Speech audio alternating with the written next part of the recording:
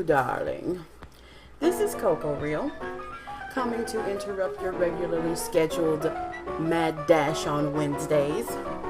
Why am I interrupting it? To talk about Lockwood's new update. Well, actually, technically it was updated last week in X7, but for the masses, it is now available in the news section.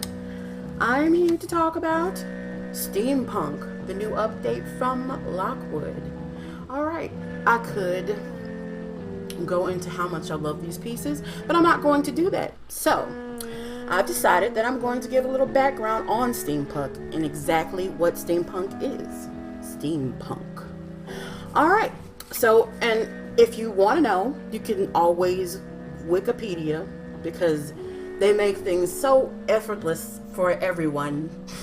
I figured this would be easier. I could just give it to you right here. So, Steampunk.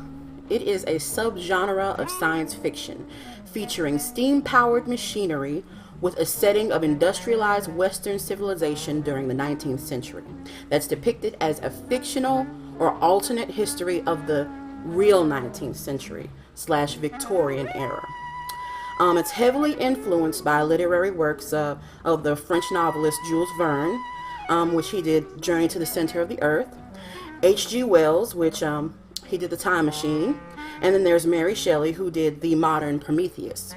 Okay, so there are different movies that are available that would give you a better understanding of what this is supposed to look like outside of, you know, what Lockwood has produced.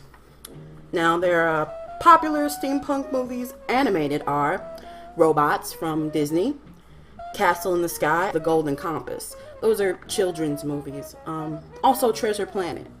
And then you have movies that are more adult themed, like Brazil and Sleepy Hollow and The League of Extraordinary Gentlemen. And then there's Van Helsing.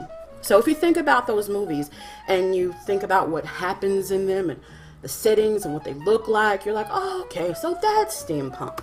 So, you know, I thought that might be some good information to give you. Also, a good game of note is BioShock Infinite. It is extremely steampunk. Everything about it is steampunk. So, check it out.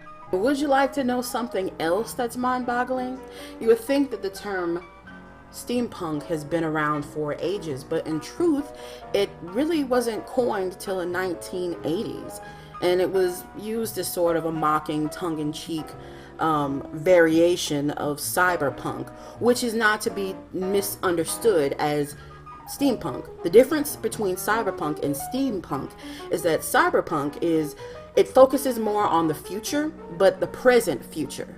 And so it's not something that's outlandish that you couldn't imagine, but it's definitely more forward in fashion and more forward in thought versus steampunk, which is back like towards the 1800s, 1900s. So, you know, that's the difference. And of course, they both have different Victorian influences, but of the two, steampunk is definitely more Victorian.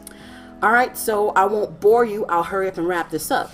The fashion guidelines for steampunk has nothing really set in stone, but it does heavily trend on Victorian. So it does use items like spats, top hats, petticoats, bustles, waistcoats, corsets, and then they take those items that are noticeably and marketably Victorian, and they're infused with mechanical post-apocalyptic type elements.